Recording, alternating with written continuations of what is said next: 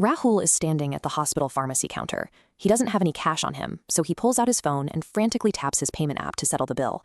He scans the QR code. But across the country, UPI servers have hit a bottleneck. Instead of a green checkmark, his screen gets stuck indefinitely on the dreaded processing wheel. Then, the worst-case scenario hits. The app flashes a payment failed error.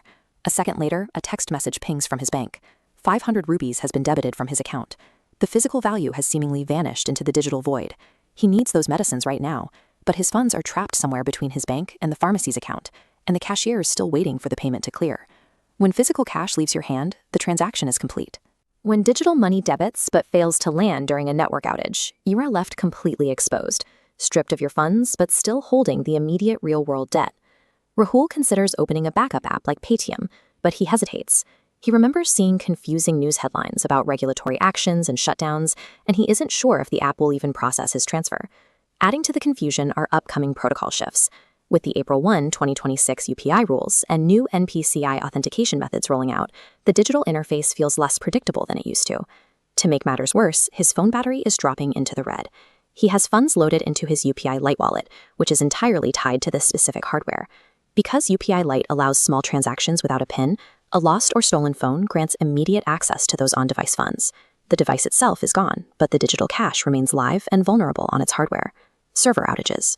Complex regulatory changes. Device dependency. These layers of digital friction converge at the checkout counter, leaving the everyday citizen feeling completely reliant on systems they cannot control. To regain control, we have to isolate the facts from the headlines. Take Paytm as an example. The main consumer payment app and Paytm Payments Bank Limited are two completely separate legal entities. When the Reserve Bank of India stepped in, they strictly locked down the Payments Bank entity. The parent app's software and digital payment infrastructure were left entirely untouched. Because the parent company operates independently, the daily services you rely on, merchant QR codes, soundboxes, and even FASTag recharges, continue to process transactions normally. By understanding the corporate separation of these financial entities, you eliminate unnecessary panic. You know exactly which tools you can safely rely on in a pinch. So what actually happens when your screen says failed, but your bank says debited? It is usually a server desync. Your local internet connection successfully initiated the transfer, but the receiving bank's server experienced a micro downtime. The money gets stuck in transit. Your immediate first move is to open your payment app, locate the failed transaction, and raise a formal complaint using the Unique Transaction Reference, or UTR number. If the app doesn't resolve it, you escalate. Email your bank. You provide the UTR, the date, and the exact amount.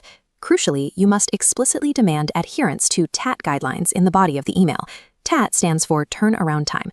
If the bank fails to reverse your failed UPI transaction within their mandated timeframe, they face a strict penalty. They are legally required to pay you 100 rupees in compensation for every single day the delay continues. As for your UPI Lite wallet, if you ever change your mobile device, simply disable the Lite account on the old phone first. This action instantly pushes the stored balance off the local hardware and back into your main bank account. If the phone is completely lost or stolen while the wallet is active, you can physically approach your bank. Once they perform the necessary checks, they will manually execute a refund of the trapped balance. Executing these specific protocols removes the uncertainty. Your digital money stops acting like fragile code and becomes a highly regulated, heavily insured asset that you can actively recover. But sometimes the banking system drags its feet. Let's say Rahul's bank ignores his email, the TAT deadlines expire, and his pharmacy money is still missing. This is when you bypass the bank entirely and go straight to the highest financial authority in the country.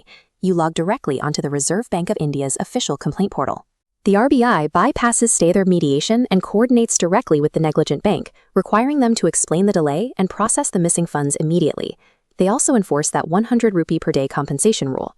The bank's negligence is converted into a direct, mandatory financial payment deposited straight into your account.